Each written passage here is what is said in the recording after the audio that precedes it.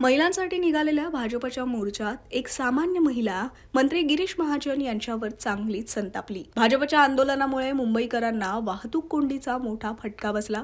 यामुळेच संतापलेल्या महिलेनं गिरीश महाजनांवर तीव्र शब्दात संताप व्यक्त केला। या घटनेचा व्हिडिओ सोशल मीडियावर प्रचंड व्हायरल होत असून या प्रकरणी काँग्रेस नेते नाना पटोले यांची प्रतिक्रिया समोर आली आहे। पाहूया। मुख्यमंत्री देवेंद्र फडणवीस यांनी विरोधकांवर टीका केलेली आहे। सिरियल लायर असा शब्द प्रयोग केलेला आहे। सतत खोटे बोलणारे विरोधक आहेत म्हणतात। ते तुम्हाला चुकीचं ऐकायला मिळालं असेल।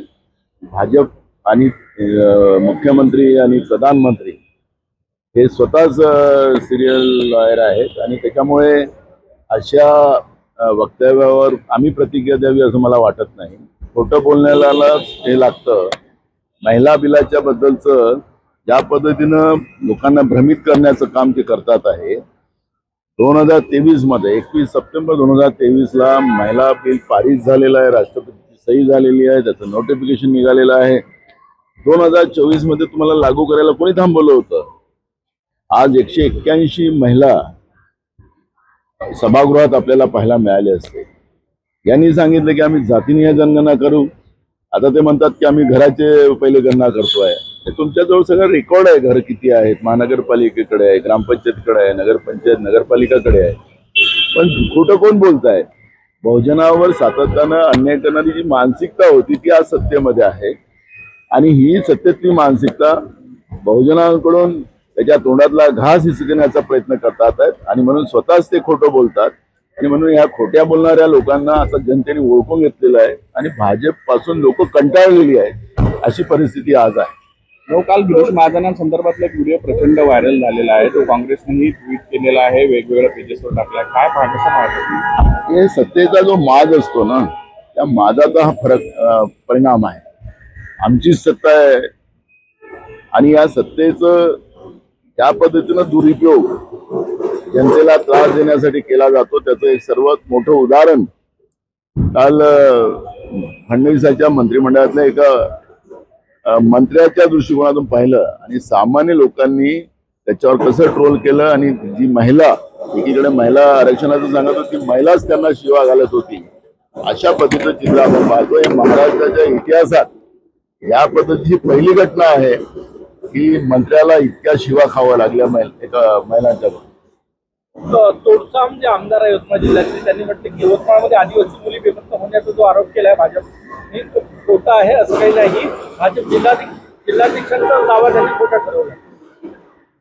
मूळ प्रश्न आहे की महाराष्ट्रात एक यवतमाळच नाही तर महाराष्ट्रातल्या अनेक जिल्ह्यामधून मुली लापत्ता होतात। मुंबई नागपूर सारख्या शहरामध्ये सुद्धा मुली लापत्ता होतात आणि आपण पाहिल्या अनेक तक्रारी आहेत।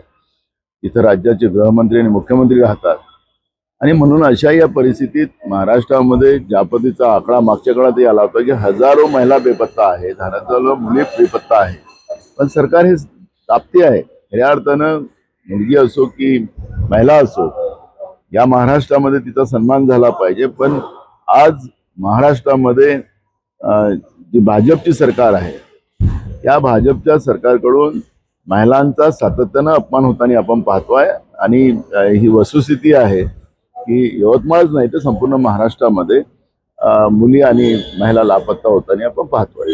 निष्पाप जीवाचं बलिदान विसरलं जाणार नाही असं पहलगामला 1 वर्ष पूर्ण झालं म्हणून पंतप्रधान नरेंद्र मोदी मला एक नाही अशा मोठ्या मोठ्या घोषणा करणारा प्रधानमंत्री आणि मी सोडणार नाही वगैरे वगैरे, जे 3 आतंकवादी मारले गेले ऑपरेशन सिंदूरमध्ये, म्हणजे खरं आहे की खोटं आहे?